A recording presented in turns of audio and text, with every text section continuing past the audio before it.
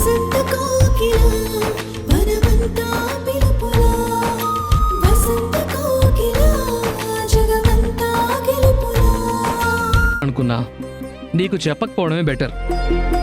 ఈరోజు చూడు, సడన్ గా మూవీ టికెట్స్ బుక్ చేయటం వల్ల ఇద్దరం హ్యాపీగా వెళ్ళి మూవీ చూసి ఎంజాయ్ చేసి వచ్చాం. సడన్ గా ఫోన్ చేసి మూవీ అనగానే షాక్ అయ్యానండి. మూవీ బాగుంది కాబట్టి సరిపోయింది, లేదంటే తలలు పట్టుకుని ఇంటికి వచ్చేవాళ్ళం. మూవీ నీకు నచ్చిందా? అదేంటి అలా అడుగుతున్నారు? మీకు నచ్చలేదా?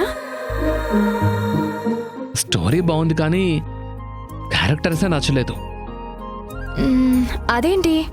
అవును సంధ్య, హీరో పాపం ఆ అమ్మాయిని ఎంత లవ్ చేశాడు.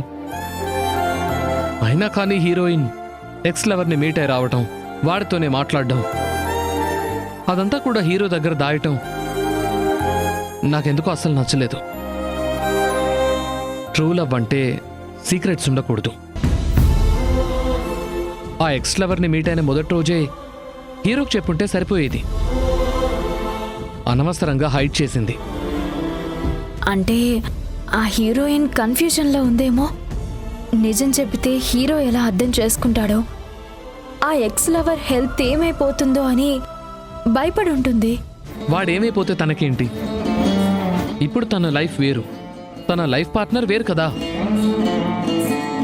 ఒకరిని పెళ్లి చేసుకున్న తర్వాత ఆ హీరోయిన్నే కాదు, ఏ అమ్మాయి కూడా పాత లైఫ్ గురించి ఆలోచించకూడదు. ప్రెజెంట్ అండ్ ఫ్యూచర్ లైఫ్ గురించి మాత్రమే పట్టించుకోవాలి. అంటే ఆ అమ్మాయి ఏ స్వార్థం లేకుండా తన వల్ల ఎవరికి అన్యాయం జరగకూడదని ఆ నిర్ణయం తీసుకుందేమో. అదే కరెక్ట్ కాదు అంటున్నాను సంధ్య. జనరల్గా ఆడమగ సైకాలజీ ఏంటో తెలుసా? భర్తకి భార్య అంటే నమ్మకంతో ఉంటాడు, ఏ తప్పు చేయకూడదని కోరుకుంటాడు. అట్ ది సేమ్ టైం భార్య తన భర్త వేరే ఎవరితోనూ క్లోజ్గా ఉండకూడదని జాగ్రత్తలు తీసుకుంటుంది. మనం చూసిన మూవీలో భార్యాభర్తలిద్దరూ వాళ్ళ ధర్మానికి విరుద్ధంగా బిహేవ్ చేశారు. సినిమా కాబట్టి సరిపోయింది. అదే నిజ జీవితంలో అయితే ఏ భార్య అయినా భర్తకు తెలియకుండా సీక్రెట్గా లవర్ని మీట్ అయి వస్తుంది. అతనితో రిలేషన్ నడుపుతోందని తెలిస్తే క్షణం ఆలోచించకుండా వదిలేస్తాడు. ప్రాణంగా ప్రేమించిన నాకన్నా, అదే భర్త కన్నా నీకా లవర్ ఎక్కువ కదా, వాడితో నీ చావని బయట గంటేస్తాడు. నువ్వు చెప్పు సంధ్య, నీ ఫ్రెండ్ ఎవరైనా హీరోయిన్ పొజిషన్లో ఉంటే నువ్వేం సజెస్ట్ చేస్తావు? ఎప్పుడో ప్రేమించి వెళ్ళిపోయి తిరిగొచ్చిన ఎక్స్ లవర్ ప్రేమ గొప్పదా, లేక ఇప్పటికీ ప్రాణంగా ప్రేమిస్తున్న భర్త ప్రేమ గొప్పదా? ఎవరితో ఉంటే బెటర్? భర్తతోనా లవర్తోనా? ఇద్దరిలో అమ్మాయి ఎవరి దగ్గర ఉంటే న్యాయం? అదే నాకు తెలియడం లేదండి. ఒకటి బాధ్యత, రెండోది బంధం. వీలైనంత త్వరగా నిజం తెలిసేలా చేసి ఈ సమస్య నుండి బయటపడడం తప్ప వేరే దారి లేదు. కానీ ఇన్ని రోజులు భర్తకు అబద్ధం చెప్పటం మోసం కాదా, పాపం కాదా?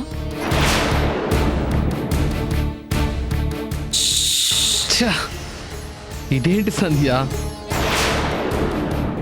ఒక మూవీ గురించి, దాని స్టోరీ గురించి మన ఇద్దరం ఇంత డిస్కషన్, ఆర్గ్యుమెంట్ ఎందుకు చేసుకుంటున్నావు?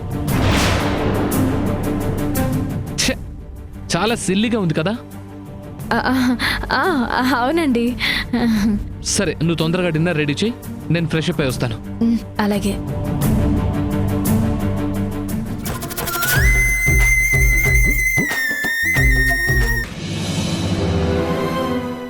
అమ్మా, ఆయన ఎక్కడా? గదిలో ఉన్నాడమ్మా. మరి మీరిద్దరూ ఎక్కడున్నారే? ఆయన కిందకి రావడం లేదా, లేక మీరు పైకి వెళ్ళడం లేదా? రెండూ జరగడం లేదమ్మా. ఏమైంది? మళ్ళీ ఏమైనా గొడవైందా? గొడవ అవ్వాలంటే కనీసం వాడు మాట్లాడాలి కదమ్మా. ఎప్పుడు లేస్తున్నాడో ఎప్పుడు పడుకుంటున్నాడో తెలీదు. ఒక పూట తింటున్నాడు, ఇంకో పూట వద్దు అంటున్నాడు. అయితే గదిలో, లేదంటే బాల్కనీలో. ఎప్పుడూ ఏదో ఆలోచనలో ఉంటున్నాడమ్మా. ఇంట్లో మేమున్నామని కూడా మర్చిపోయాడంటే అర్థం చేసుకో. సరే, నేను వెళ్ళి చూస్తాను. వద్దమ్మా, నువ్వు వెళ్తే నిన్ను చూసి ఇంకా కోపడతాడు, అనరాని మాటలంటాడు. అననివ్వండి నాన్న, అన్నిటికీ సిద్ధపడే కదా వచ్చాను. ఎవరూ పట్టించుకోకపోతే ఆయన ఇంకా పిచ్చోడ్లా తయారవుతారు. ఒంటరితనం ఆయన ఆలోచనలకి, ఆరోగ్యానికి అస్సలు మంచిది కాదు.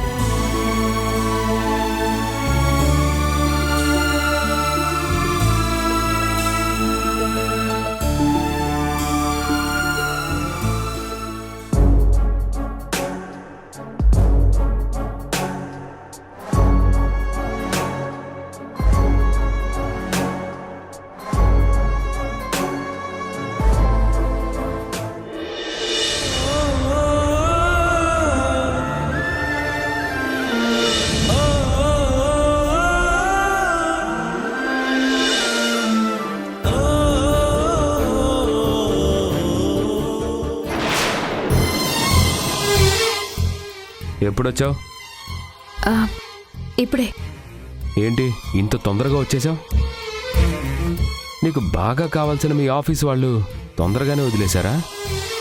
ఇవాళ అపాయింట్మెంట్స్, మీటింగ్స్ ఏమీ లేవా?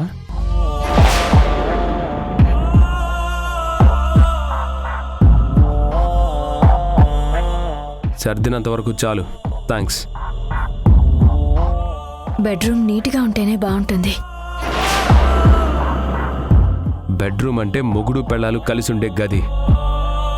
కానీ ఇది బ్రహ్మచారి, పెళ్ళైన బ్రహ్మచారి ఉండే గది. నాకు నచ్చినట్టు ఉండాలి, కానీ నీకు నచ్చినట్టు కాదు. ట్రీట్మెంట్ పూర్తయ్యే వరకు డాక్టర్ గారు స్మోక్ చేయొద్దని చెప్పారు. ఎవరికి? నీకా? నాకైతే ఏం చెప్పలేదు. మరి వారం క్రితం తీసుకొచ్చిన టాబ్లెట్స్ అలానే ఉన్నాయి, మీరు వేసుకోవడం లేదా? గుర్తు చేయాల్సిన వాళ్ళకి ఇల్లు అనేది వారానికి ఒక్కసారి గుర్తొస్తే ఇలానే ఉంటుంది.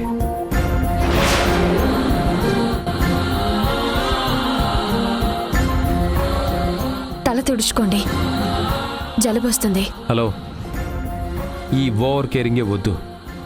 నా హెల్త్ గురించి నాకు తెలుసు, నీ హెల్ప్ ఏం అవసరం లేదు. కాఫీ తీసుకురానా? ఏ అడిగితే గాని తీసుకురావా?